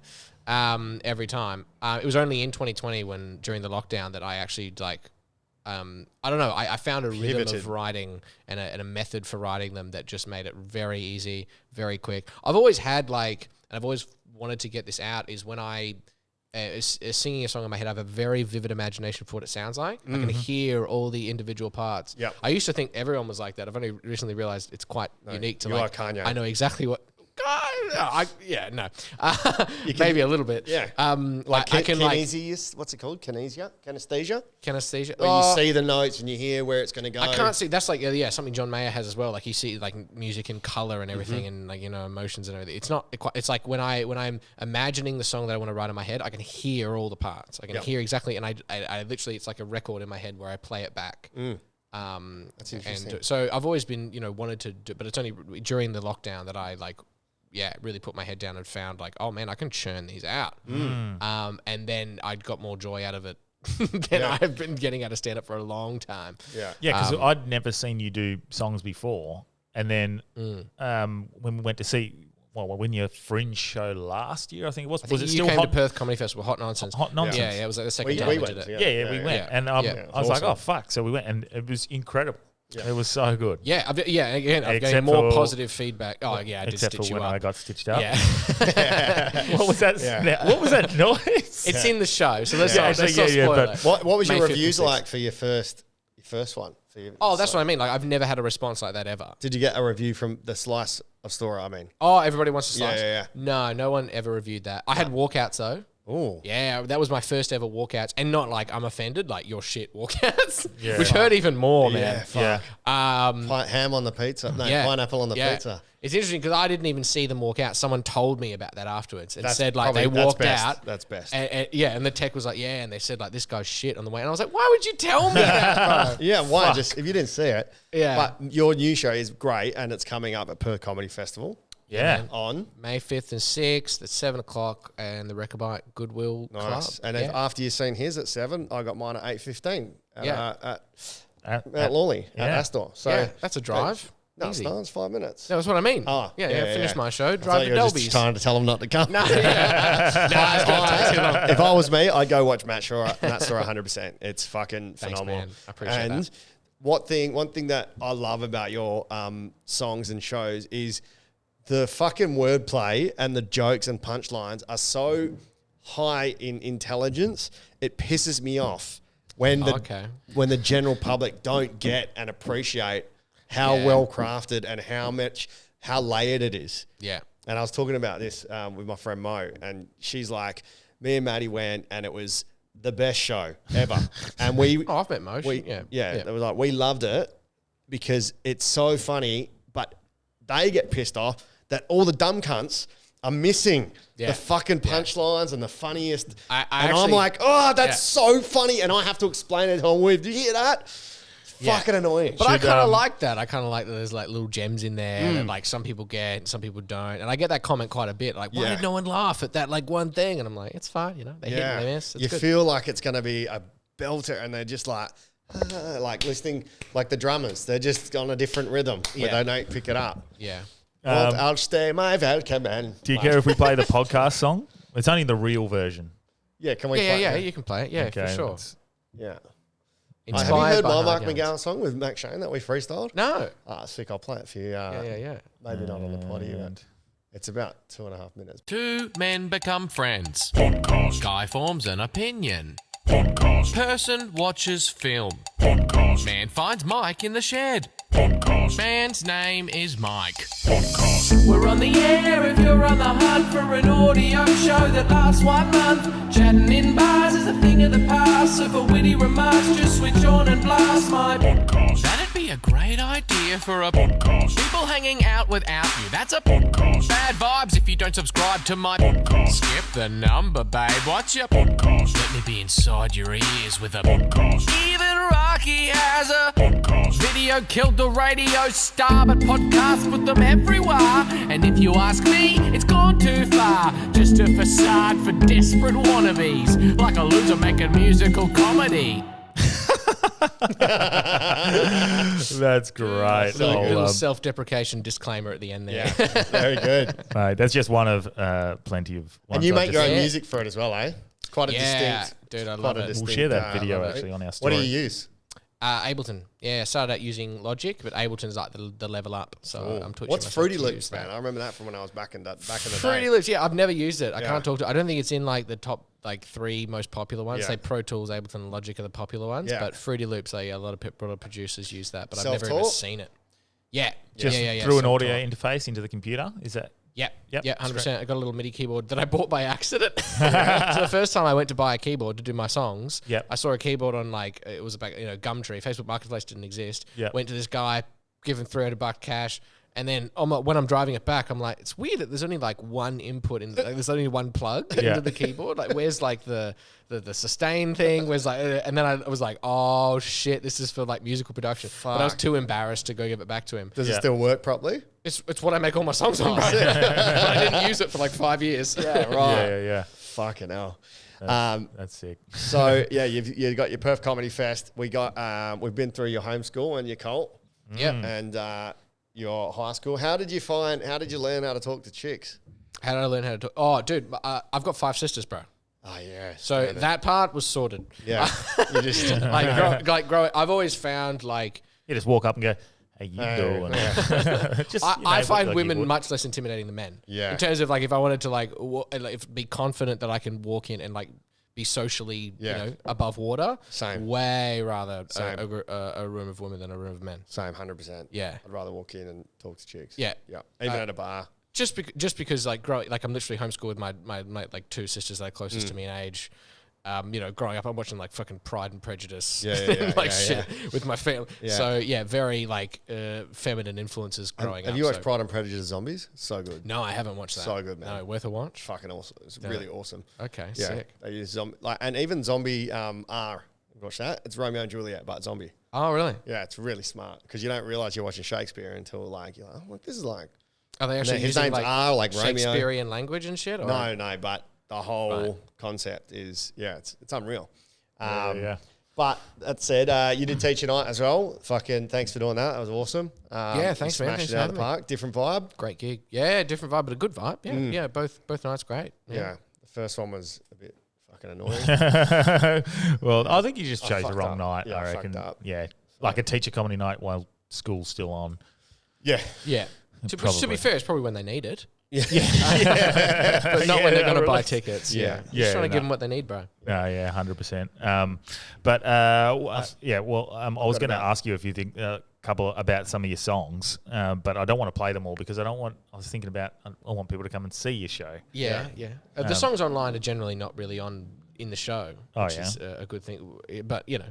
Because that would be a bit silly, wouldn't it? Well, 100%. I'm slowly leaking it. Like once I'm done with Hot Nonsense, I'll. What are your thoughts on that? Because Rory brought that up last time he's talked to me about that before as well. So they'll come to see it. Yeah. It's like if you hear an AC/DC song, you don't go, I'm not going to go watch that. Well, and that's even more so with music, isn't it? Like that's the same. But even with his comedy bits, he was like, I'll put out my bangers, and then people, because Bert Kreischer he used as the reference, he was like, people would still say, "Do the machine," even though they've seen the machine. Yeah, they know the story, which is weird to me because I don't relate to that at all. Once I've seen a joke, because that's like I said at the start, it's expectation and surprise. Once you know how it ends, there's no surprise. Exactly. Yeah.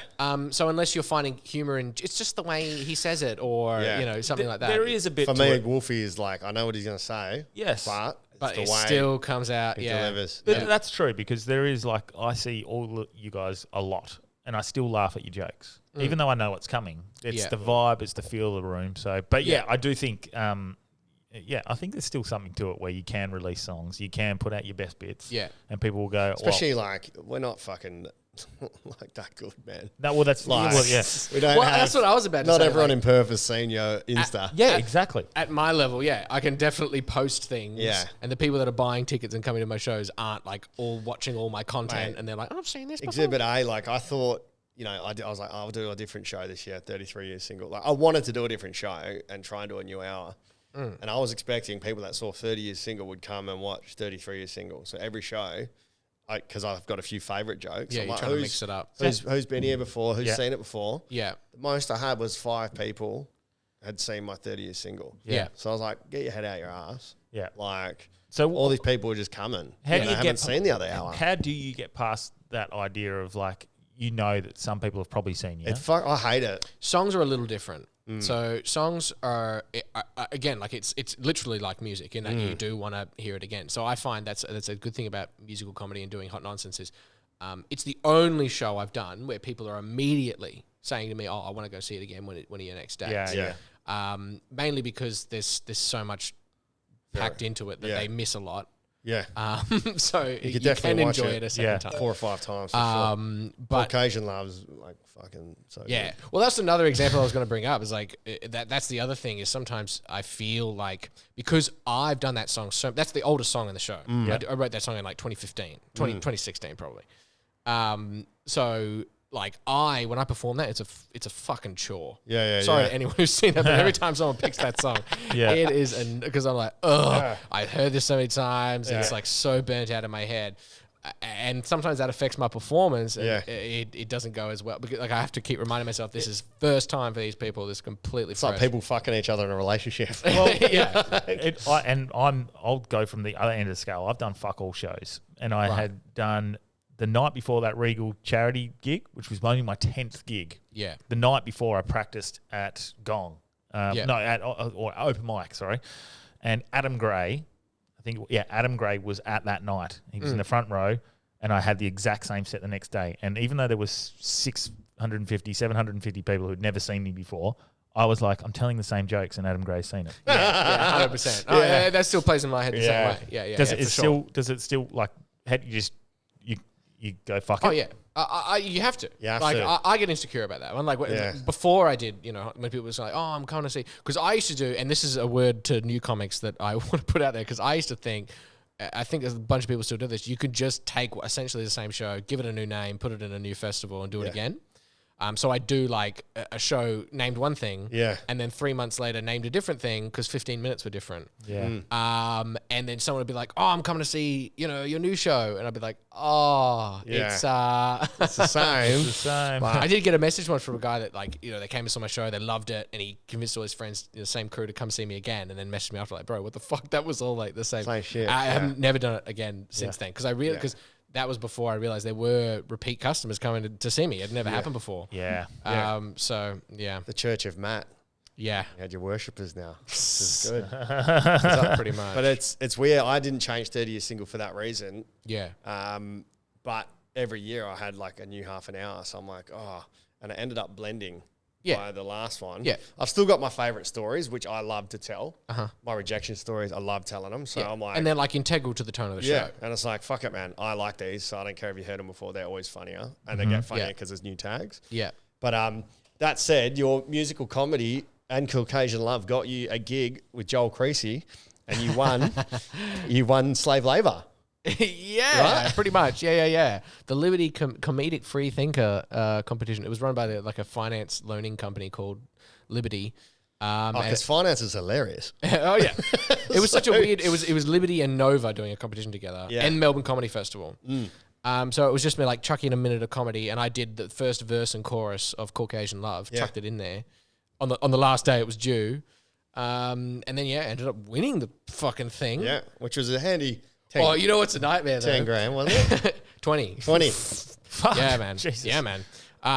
Part of it was like I went to Melbourne. I went to the Nova office. That's where I met Joel Creasy, who's meant to be give me a mentorship. That was part of the prize. We got put in a room together. We'd already met 3 times, and we're immediately like, there's nothing you could really teach me. We're completely different comics. And we immediately agreed and just chatted about other stuff the whole time. Yeah. But when I got there, the whole Nova office in Melbourne was there to greet me. Big round of applause in their meeting room, 100 people. And I'm like, oh my God, this is pretty hectic. Yeah. They're like, we're going to show Matt's winning entry. They had some technical difficulties. So everyone's chatting throughout the whole speaking part where I lay down the context of what I'm actually doing with my song. Oh no. So they only start listening when I start singing about white girls and Caucasian love. And so they're like, this is the winning, this is some low-key racist.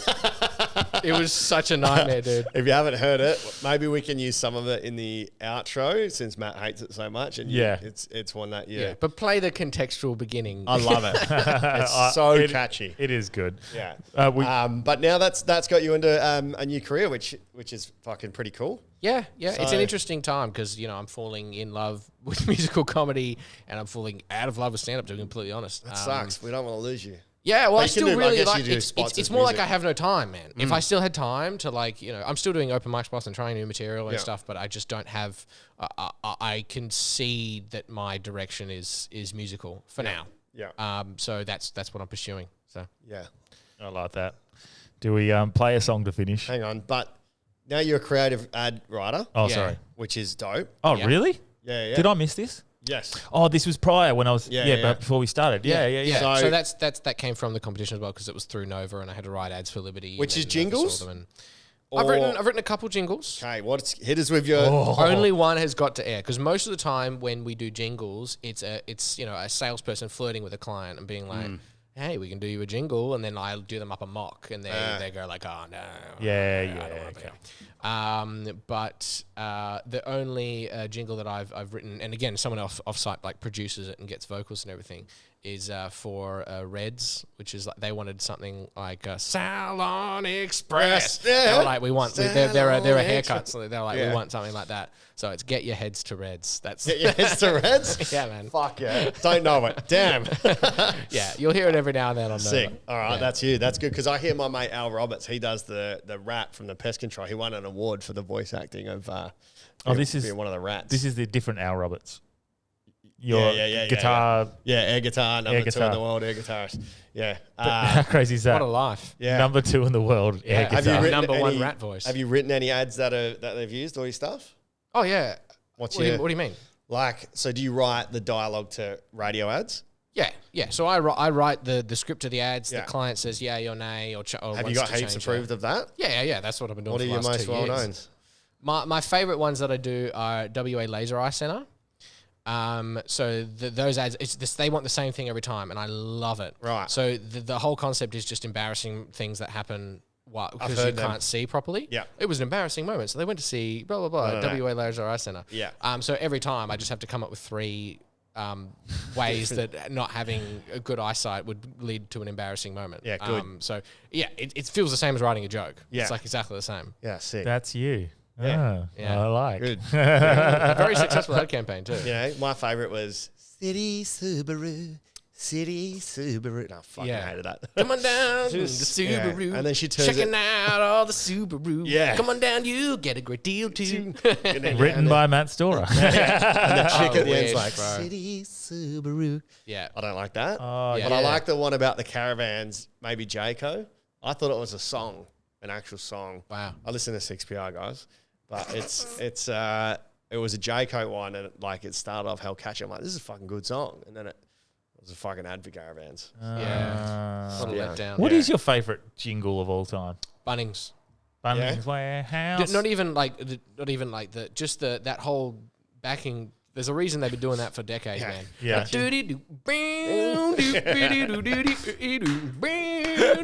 That's just such a Yeah. jam, dude. Yeah. Whoever wrote that is underpaid. I don't care what they gave him. Yeah, that's true. Mine's just, mine's not a jingle, but it's like, what? No oyster a potato? That's Con the Fruiterer, who's not even Italian. You don't find that racist at all? Oh, no. Don't find it a bit It's just cultural appropriation?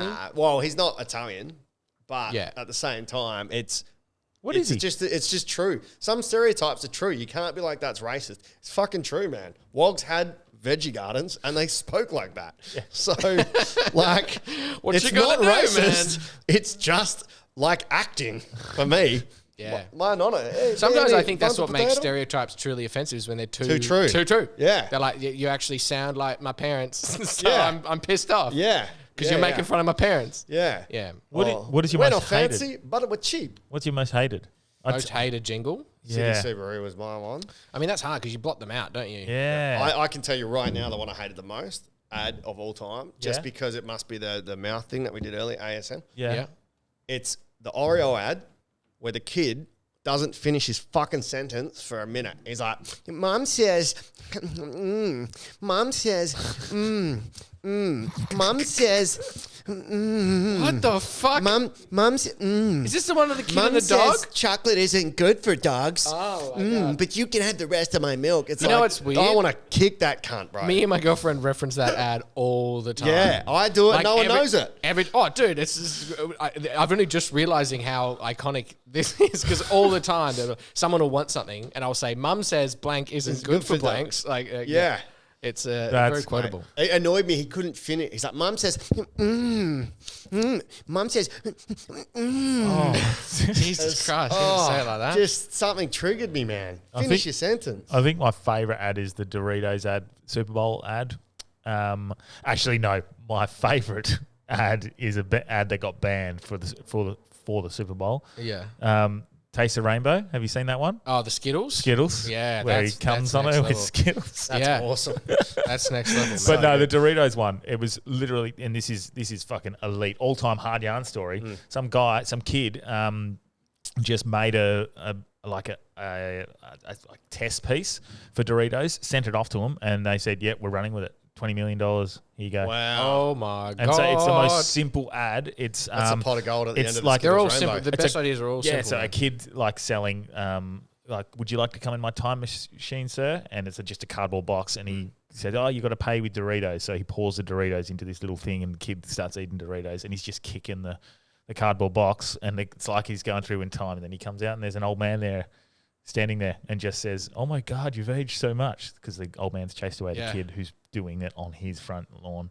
It's the most simple, You know what's crazy is the actual concept, nothing to do with Doritos. Nothing. You could say, pay me in Mentos. Yeah. You could say, pay me in a voucher to any store, blah, blah, blah. It's just, it's a joke. Yeah. Yeah. That's what I like about writing advertising as a comedian is you basically, most of the time, well, not most of the time, but when you're lucky, you get to basically just write a joke, slap a brand on it. Yeah. And that's the whole Taste the job. rainbow. But that's fucking amazing. Like, just film it for your fucking whatever, like your TAFE class or something, and then send it off. Bang, here. Yeah. So I remember when I used to start late to watch adults only commercials when they would do the special. You dog, man. It was really? It was a little horn. It was like too early for SBS to get good, but later So enough. It was like 9:30 adults only commercials, and it would show you from all around the world.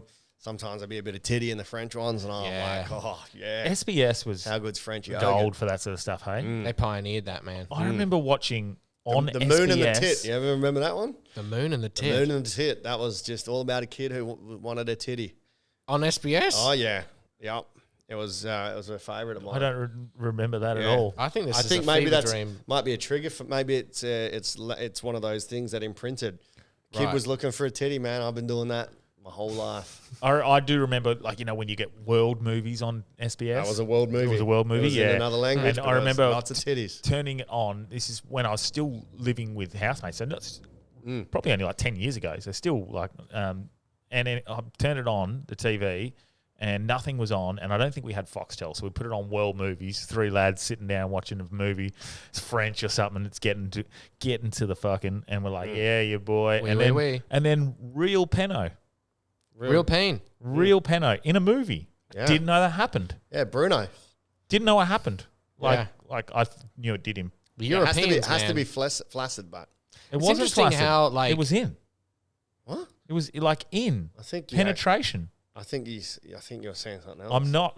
It Yeah, was bro. real. That's wild. I think you accidentally downloaded the porn channel It off. was real. That's It's like that's some deep Europe Yeah. stuff. I It's was interesting how just very shocked by the it. line for what's arousing moves compared to like in America, it's very far back. Like Yeah. even like a nipple poking through a shirt, that's Yes. like sexy. Yeah. But then in Europe, like, people in front of their families will just take a shower, walk from their shower to their bedroom through the house completely naked, and Yeah. it's just not even remotely weird. And then when I was in Jordan, I saw what the other side of that looks like. Who was Jordan? When I was I actually was traveling with a guy named Jordan. Shout out. But we met this. It was like really weird. This happens quite a bit when you're traveling. You bump into someone in one country, Yeah, and then another seven country, you other. bump into them again randomly. Yeah. So there's this Dutch Is that couple. immigration police? No, yeah. It was this Dutch couple. And we were like, hey, let's see the rest of Jordan together. We were in the capital, Amman, I think it's called. And we're walking down the street. This chick has a dress on that would be considered completely modest here. Her like bare arms. It was singlet. It was a hot day. It was like 35 degrees. But just a grey dress all the way down to her ankles. Fuck yeah.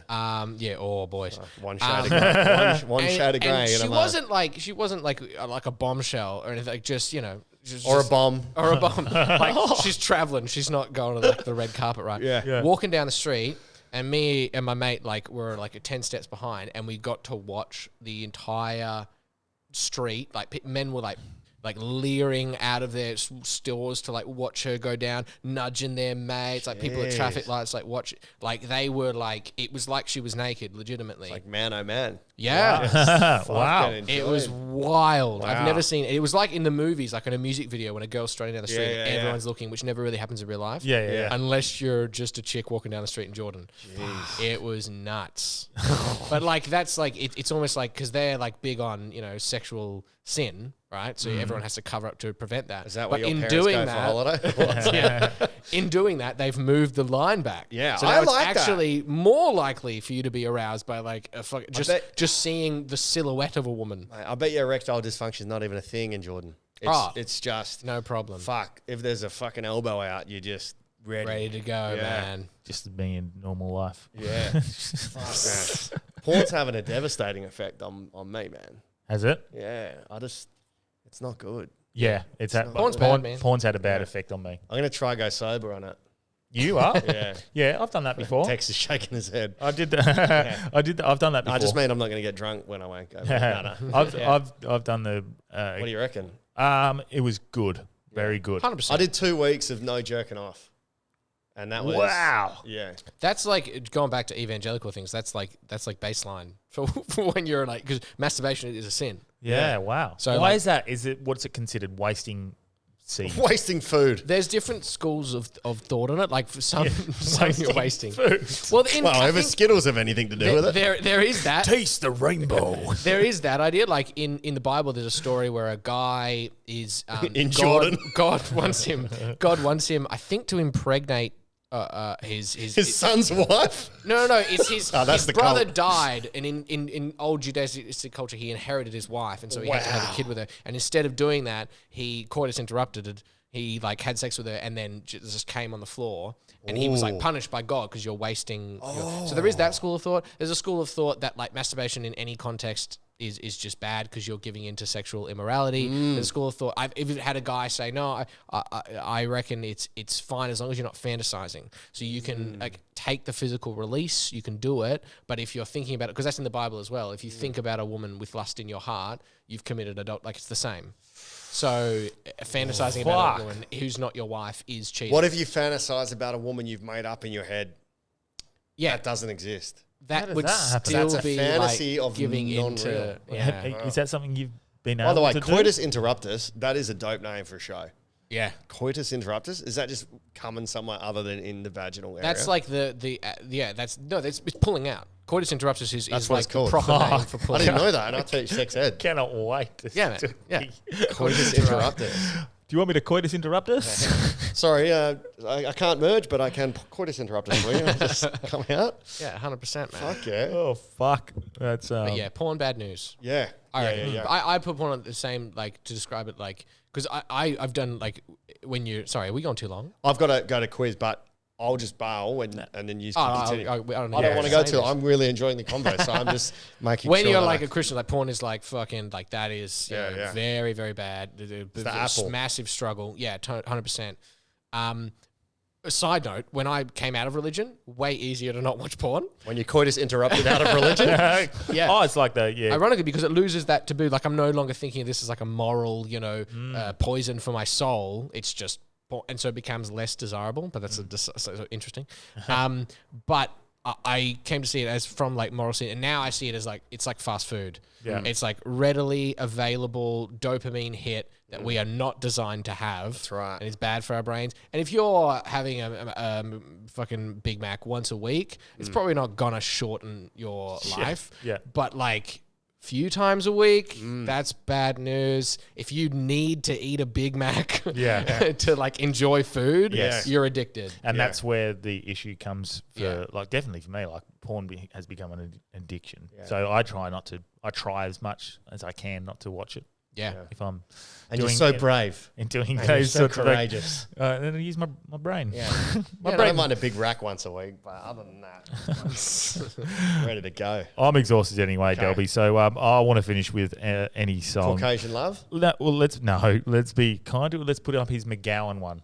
Oh yeah. That he Oh, that's did. perfect for this one. Yeah. Yes, Chuck the McGowan exactly. one So on. McGowan, I think I'm connected to the Wi-Fi. And we're going to do full loop and shout out the Patrons at the start. So you'll get a double shout out, Ian. And we had another top one, which I'll look at. Beautiful. Okay, awesome. Thanks for coming on. My Thank you, pleasure, Matthew. guys. Thanks for having me. Matt Very- Storer here on And Instagram. bless you. Yeah, follow me for songs. And stuff. his show is at Friday and Thursday, May the 5th and 6th. yeah, Thursday, Friday, 7 p.m. Record Bite, Hot Nonsense. Hell yeah. I love it. All right, have fun. We're on mark time, so I'll start late. Make the press and the state wait. Then 1, 2, check and present your fate. Cause I'm straight, but I love a mandate. And they hate, but honestly, suck my great southern. The border is a monastery, nobody's coming. Could have been removed, took 53 seats like a holiday to broom, a cruisy clean sweep. Now look at how we livin'. Pockets overfillin', rich in every element except shit's given. So the health advice, shut your gob hole. For Purse Premiere and the King of Stockholm. Conducting searches in the churches as the worshiping. So if you're throwing hands, best be interpreting and get a needle for a here you come. Don't make state daddy take his wheat belt off. Are we done? Is it safe? No, it ain't yet. So when I set a date, prep umbrellas for the rain check. From Rockingham and rockin' hams like Clive P. Spitting fire on the mic, but it's a dry heat. And R.I.P. if your business died. But thank me next time you see Nana alive. Mark out. Beautiful. Matt Storer here. Cruisy clean sweep the broom. Brilliant. Thanks, man. So much. All right. Uru. All right. Bye.